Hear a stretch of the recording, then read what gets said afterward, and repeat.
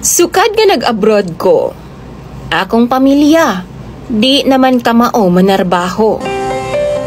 Maayong adlaw kanimo DJ Sam, ingon man sa imong mga suking tigpamina og tigtan-aw online.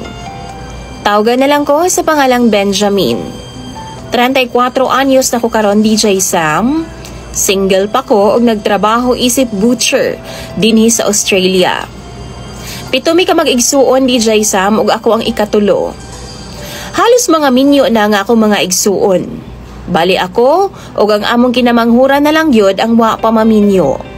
Among bunso nag-eskwela pa man gud sa college ug ako ang gapa-eskwela karon sa iyaha. Maglima pa lang ko katuig dinhi sa abroad DJ Sam.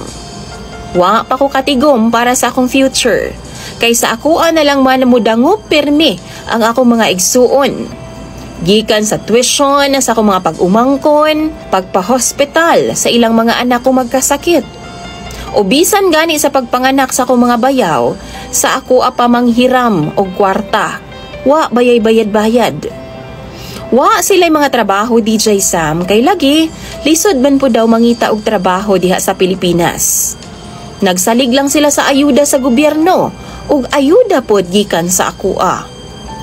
Sa tinuod lang DJ Sam, kapoy pod baya manginabuhi dinhi sa abroad. Dili lalim, puyat, grabing kapait ug kamingaw pagyod tungod kay wa man mi kauban diri nga miyembro sa pamilya nga lain. Naana ko'y uyab, mag 3 years na pod mi ni Rose DJ Sam ug naa siya sa Cebu karon. Nagtrabaho siya isip call center agent. Nagkasinabot na unta mi nga magminyo. Apanibabag una ang akong mga igsuon o ginikanan. Nihangyo na sila DJ Sam nga pwede pa daw, una daw ko magminyo. Tukuran una daw nako silag balay ug hatagan daw nako sila gamayng kapital aron makasugako daw sila sa kinabuhi. Murag mitingkag ang akong dalunggan ni ana DJ Sam.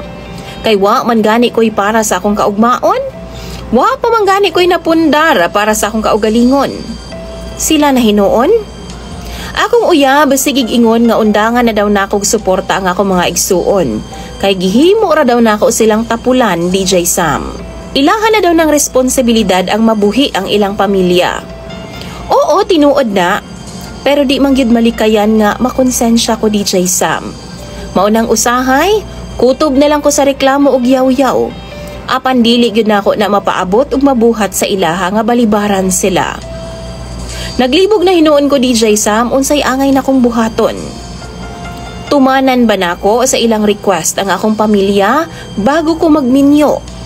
Or pasagda na lang nako sila nga buhaton ilang responsibilidad ug mag-focus na lang ko sa akua. Tambagi daw ko ninyo mga followers o viewers na DJ Sam. Imong follower, Benjamin.